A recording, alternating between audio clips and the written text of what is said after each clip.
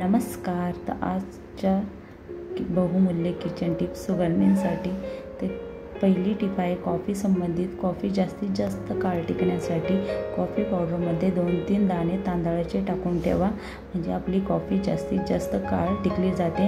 आणि त्या कॉफी पावडरमध्ये लाकडी चमच्याचा यूज करा, म्हणजे कॉफी आपली घट्ट बनत नाही। ही टिप तुम्ही नक्की लक्षात ठेवा। तर पुढची टिप आहे आपली भेंडीसाठी।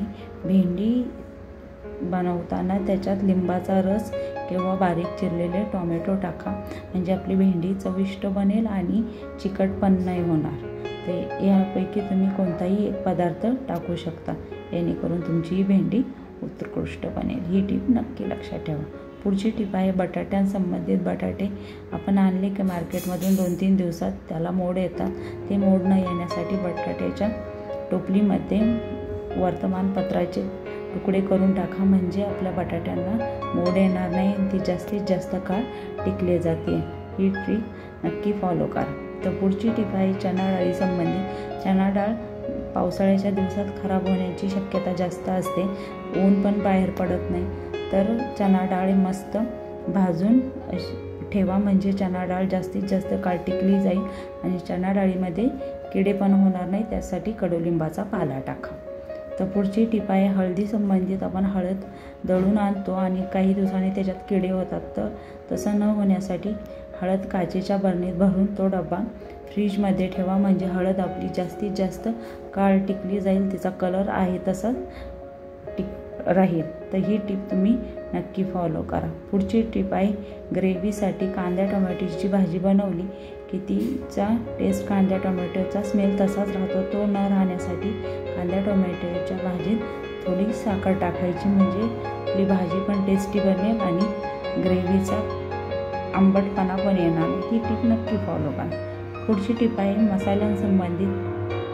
बाजारातून आपण मसाला आणले ते तसेच बॉक्समध्ये पॅकेटमध्ये ठेवतो, तर तसं न करता ते काचेच्या बरणीत भरून ठेवा, म्हणजे मसाल्यांची टेस्ट पण आहे तशीच टिकून राहील आणि मसाल्यांचा रंग चव तशीच राहील आणि ते डबे फ्रीजमध्ये ठेवा। ही टिप नक्की लक्षात ठेवा। सुके खोबरे मार्केटमधून आणल्यानंतर ते मस्त कोमट मिठाच्या पाण्याने पुसून घ्यायचे आणि एका प्लास्टिकच्या एअरटाईट पिशवीमध्ये भरून ठेवायचे फ्रीजमध्ये, म्हणजे खोबरे आपले महिने आहे तसेच राहतात, खराब होती नाही।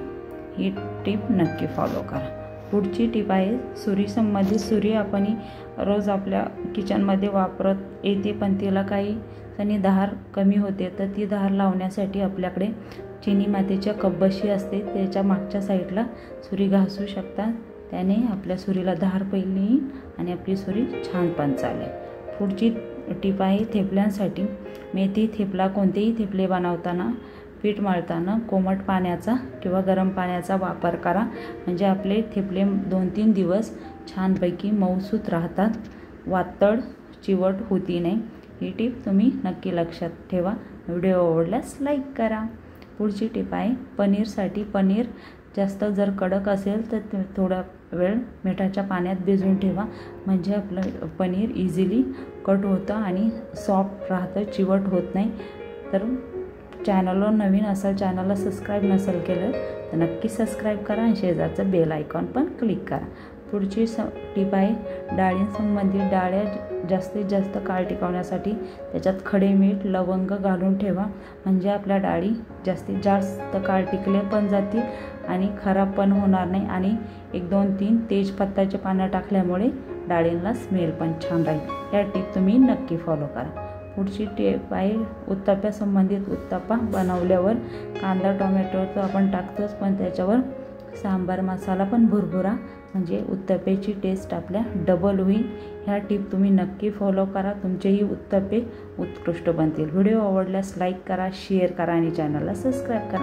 पुन्हा भेटूया अशाच एका नवीन टिप्सोबत। तोपर्यंत बाय, थँक्यू।